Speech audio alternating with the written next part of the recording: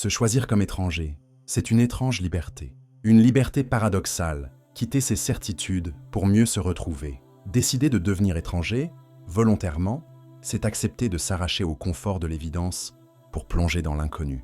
C'est une épreuve, mais aussi l'un des plus puissants catalyseurs de transformation personnelle.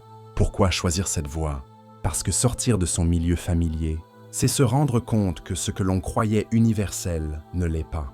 Les gestes, les codes, les rythmes, tout ce qui nous paraissait naturel est en réalité relatif. Devenir étranger, c'est acquérir ce regard neuf qui nous libère de nos conditionnements.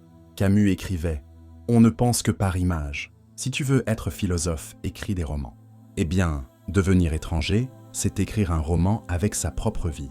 Mais ce choix a plusieurs visages. On peut s'exiler géographiquement, partir dans un pays dont on ignore la langue, se perdre dans les ruelles d'une ville inconnue.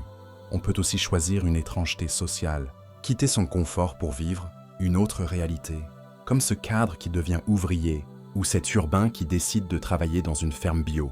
L'étrangeté peut aussi être cognitive, se mettre à douter de ses propres idées, comme si elles appartenaient à un autre, ou s'immerger dans une discipline qu'on ne maîtrise pas. Alors comment pratiquer ce dépaysement volontaire? On peut choisir son intensité, douce, comme passer un mois dans un quartier ethnique de sa propre ville, ou radicale, comme s'engager dans une mission humanitaire, loin de toute connexion, face à l'inconfort le plus brut. Dans ces moments, il est précieux de tenir un journal des malentendus, de noter ces instants où l'on n'a pas compris, où l'on s'est senti perdu.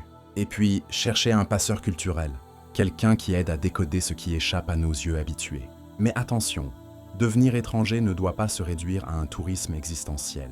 Il ne s'agit pas de collectionner des expériences comme on collectionne des souvenirs exotiques. Il ne s'agit pas non plus d'idéaliser la culture de l'autre en méprisant la sienne, ni de s'enfermer dans une bulle de compatriotes à l'étranger. Car dans ces pièges, on ne vit pas vraiment l'altérité. Alors, qu'enseigne ce choix d'étrangeté? Il nous apprend que nos certitudes ne sont pas absolues. Il nous enseigne l'art de l'attention. Privé de repères, on apprend à écouter les détails, à regarder autrement, et il nous plonge dans une vulnérabilité féconde. Tu peux essayer, même sans prendre l'avion.